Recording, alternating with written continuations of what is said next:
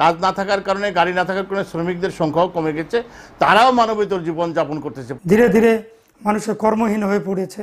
আমদানি পরিমাণটা সর্বোচ্চ নিচে নেমে গিয়েছে।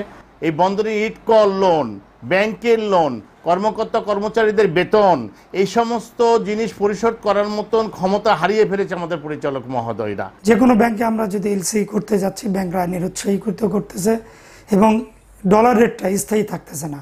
এর কারণে আমদানিকারকগণ এলসি করেও পণ্য যে বাজারজাত করবে এতে লোকসানের মুখে পড়তেছে, তাই তারা এলসি করতেও নিরুৎসাহিত হয়ে পড়েছে। এদিকে হিলি স্থলবন্দরের দিক তাকালে আপনারা দেখতে পাবেন যে প্রায় 20,000 লোকের কর্মসংস্থান এই বন্দরটিতে। ধীরে ধীরে মানুষের কর্মহীন হয়ে পড়েছে। ইতিমধ্যে আমরা পানামা পোর্ট লিঙ্ক থেকে জানতে পেরেছি যে তাদের 30-35 জন কর্মচারীকে তারা অবৈতনিক ছুটি ঘোষণা করেছে। অনেক লেবার তারা অন্য কাজের দিকে চলে যাচ্ছে। তা আমরা মনে করছি সরকারের আশু দৃষ্টি কামনা করতেছি এই বন্দরটিকে সচল রাখার জন্য। বিগত বছরগুলোতে আমরা দেখেছি লক্ষ্যমাত্রার চেয়ে কয়েকশো গুণ বেশি রাজস্ব এই হিলি স্থলবন্দর দিয়ে এসেছে। সরকারের কাছে আমাদের দাবি, সরকার যদি এটি পদক্ষেপ নিয়ে আমদানিকারক পাশাপাশি বন্দর কর্তৃপক্ষ সকলকে নিয়ে যদি ব্যবসা বান্ধব একটা পরিবেশ তৈরি করে দেয়, তাহলে এখানে 20,000 মানুষের কর্মসংস্থান, পাশাপাশি বন্দরটি আবারও পুনরুজ্জীবিত হবে বলে আমরা মনে করছি। পানামা হিলি স্থলবন্দরে ভারত থেকে আমদানি রপ্তানি অব্যাহত আছে, তবে আমদানি পরিমাণটা সর্বোচ্চ নিচে নেমে গিয়েছে। পূর্বে যেখানে 240, 50, 80 গাড়িও পর্যন্ত হিলি স্থলবন্দর প্রবেশ করেছে, সেখানে 200 গাড়ি নাই। এখন সবেমাত্র এই হিলি স্থলবন্দরে বর্তমানে আমদানি পরিমাণটা এমনভাবে কমে গেছে যে প্রতিদিন সেখানে 30, 35, 40 গাড়ির মতো প্রবেশ করতেছে। এই আমদানি কমার ফলে বন্দরে যে দৈনন্দিন আয়, সে একটা নিম্ন পর্যায়ে চলে গেছে। এই আয় দিয়ে এই বন্দরের যে ব্যবস্থাপনা পরিচালক এবং পরিচালক মহোদয়রা আছেন, তারা এই বন্দরে সব ধরনের খরচ চালাইতে হিমশিম খাচ্ছে। এখানে প্রায় 200 শ্রমিক কাজ করে বর্তমানে, এর আগে 500 জন শ্রমিক কাজ করত। কাজ না থাকার কারণে, গাড়ি না থাকার কারণে শ্রমিকদের সংখ্যাও কমে গেছে, তারাও মানবেতর জীবনযাপন করতেছে। এই বন্দরের অবকাঠামো ব্যয় প্রতিদিনের, এই বন্দরে ইট কল লোন, ব্যাংকের লোন, কর্মকর্তা কর্মচারীদের বেতন, এই সমস্ত জিনিস পরিশোধ করার মতন ক্ষমতা হারিয়ে ফেলেছে আমাদের পরিচালক মহোদয়রা। হিলি স্থলবন্দর একটি ঐতিহ্যবাহী পোর্ট। আসলে এটা দীর্ঘদিন থেকে বেশ সুন্দরভাবে চলছিল। একসময় হিলি স্থলবন্দরে প্রতিদিন প্রায় 250-300 ট্রাক প্রবেশ করতো, আমদানি হতো, কিছু ট্রাক রপ্তানি হতো। এখান থেকে ছন্দপতন হয়ে গেছে। এখন সেখান থেকে কমতে কমতে বর্তমানে প্রতিদিন 30, 40, 50, 60 ট্রাকের উপরেই সীমাবদ্ধ থাকছে। এতে আমরা বেশ সমস্যার মধ্যে আছি।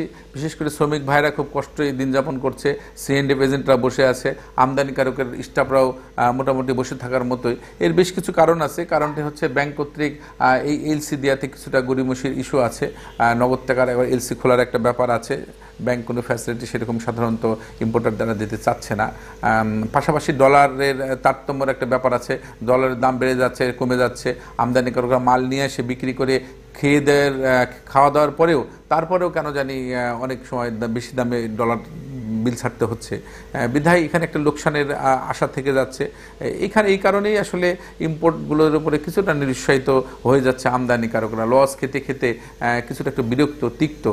পাশাপাশি আমাদের এই পোর্ট দিয়ে প্রতিদিন 100 ট্রাকের অধিক ইন্ডিয়ান পাথর প্রবেশ করত, কিন্তু ইন্ডিয়ান ওই সাইটের বিভিন্ন সমস্যার কারণে সে পাথরগুলো হিলি দিয়ে আসছে না, এরা অন্যান্য পোর্টে চলে গেছে, নিরুৎসাহিত হচ্ছে। অন্যান্য আইটেমগুলো সেরকম পড়তে হচ্ছে না। ভারতে দাম বেশি, বাংলাদেশের দাম কম। ভারতে যেমন এখানে একটা পেঁয়াজের আমাদের পোর্ট, সেই পেঁয়াজটি আমাদের এত বেশি এখানে ঢুকতো, প্রতিদিন 30, 40, 50 ট্রাক ঢুকে যেত, 60 ট্রাক ঢুকে যেত। সেটা কমতে কমতে এখন 2 ট্রাক, 3 ট্রাক, 4 ট্রাক ঢুকছে। এটার কারণ হচ্ছে ভারতে এক্সপোর্ট ডিউটি বসিয়েছে। এক্সপোর্ট ডিউটি বসানোর কারণে প্রচুর পরিমাণ আমাদের পর্তা পড়ে যাচ্ছে। প্রায় পেঁয়াজ এখানে পর্তা এসে পড়তেছে 80, 82, 85 টাকার মতো। এখানে আসলে লোকসান গুনতে হচ্ছে। এই কারণেই বিভিন্নভাবে গাড়ি ঘোড়া কমে গেছে। পানামা পোর্ট লিঙ্কের সঙ্গে যে সমস্ত আমাদের এলাকার লোকজন কর্মরত থাকে, প্রায় 5 থেকে 10,000 লোক, তারা অনেকটাই কর্মবিমুখ হয়ে পড়েছে।